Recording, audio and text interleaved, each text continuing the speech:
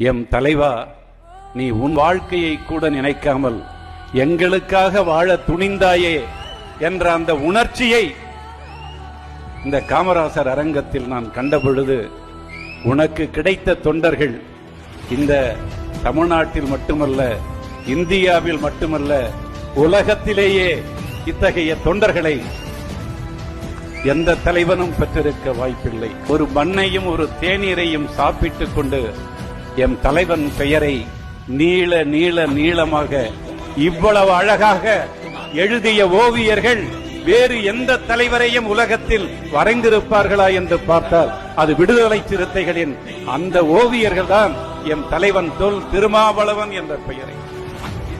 அதை மட்டுமே தொகுத்து ஒருவன் முனைவர் பட்டத்துக்கு ஆய்வு செய்யலாம்.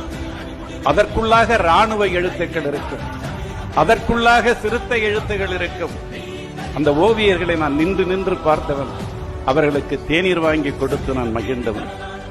அத்தகைய இந்த இயக்கத்தை வளர்க்கின்ற சூழலில்